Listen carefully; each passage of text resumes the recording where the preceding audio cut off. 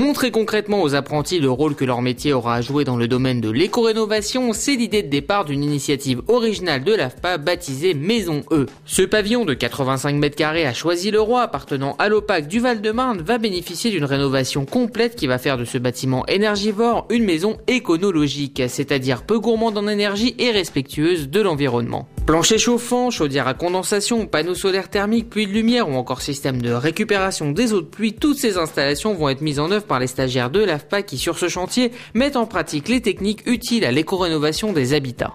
Après le désamiantage de la maison, c'est un groupe de stagiaires en couverture venus de Montargis qui est en action pour poser la toiture avec ses panneaux solaires et des puits de lumière sous la direction de leur formateur, Gilles Cuvier, pour qui cette expérience d'une durée d'une quinzaine de jours permet d'aborder concrètement les nouveaux matériaux, mais aussi de vivre une expérience humaine forte. D'un point de vue technique, si ça leur apportait des choses, ils ont appris à poser des panneaux solaires, on va poser par la suite des puits de lumière.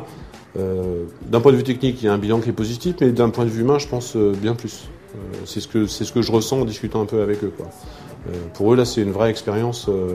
C'est vraiment hors contexte formation. Si le chantier était à Montargis, ça serait une expérience aussi, mais beaucoup moins valorisante que là où on est en déplacement.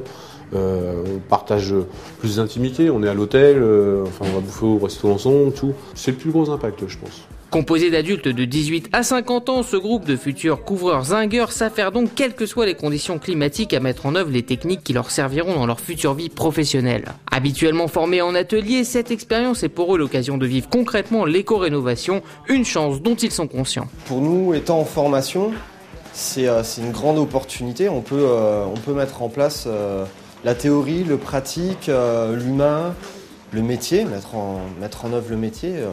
Quelque chose, c'est très très important. Franchement, si c'est que du bien, hein. Par exemple, là, c'est moi personnellement, c'est mon premier chantier avec les énergies renouvelables dont on y est confronté, on va dire, pour la première fois.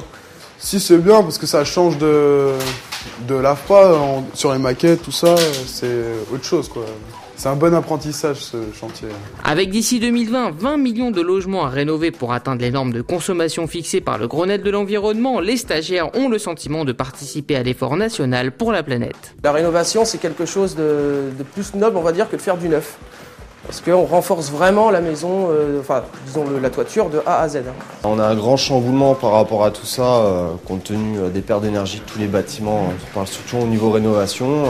Pour nous, c'est vrai, c'est quelque chose de très très important et puis c'est une vraie opportunité d'être ici. C'est vrai que pouvoir mettre les mains directement dessus alors que ça vient seulement d'apparaître, c'est quelque chose d'énorme. L'impact là est énorme au niveau de tout ce que les gars ont entendu depuis qu'ils sont ici, en parlant purement de protection de l'environnement et d'énergie renouvelable. Dans la mise en pratique, la pose de panneaux solaires s'intègre au toit comme à la pose d'un châssis traditionnel. Donc c'est les mêmes raccords de zinguerie. Ça ne nous change rien sur nos façons de travailler. Par contre, ça leur montre que c'est tout à fait réalisable pour un bon professionnel. Très attentif aux indications de son formateur, Patrice est l'aîné du groupe. Venant d'un bureau d'études, il se plonge à presque 50 ans dans une nouvelle aventure, celle de la couverture. Pour lui, l'expérience de la Maison E est aussi une manière d'appréhender les nouveaux matériaux. Ici, on nous apprend à mieux gérer les matériaux, à toucher du doigt le problème du choix des matériaux. Comme je dis toujours, on ne voit pas de près quand on est en théorie, quoi. Malgré le froid et la pluie, c'est une ambiance studieuse et conviviale qui règne sur ce chantier pilote. Pour Gilles Cuvier, cette expérience aide aussi à forger des caractères de couvreurs. J'ai tendance à dire que le métier affine le caractère. On ressent des caractères différents sur chaque métier, quoi. Nous, on est toujours aux intempéries, quoi, que ce soit l'été à la chaleur ou l'hiver au froid ou à la pluie. On apprend à s'adapter. Je pense que là, c'est un cas pratique où on voit comment il faut conclure un chantier malgré les conditions, quoi. C'est difficile. Après les fêtes de fin d'année, la Maison E va recevoir de nouveaux stagiaires dans d'autres métiers du BTP afin de faire passer la consommation de la maison de la catégorie F à B. La lettre du recruteur BTP vous donne donc rendez-vous sous un ciel plus clément pour suivre dans quelques semaines l'évolution de ce chantier qui allie formation, écologie et technologie et qui sera un symbole d'un BTP qui sait se renouveler et être utile à tous.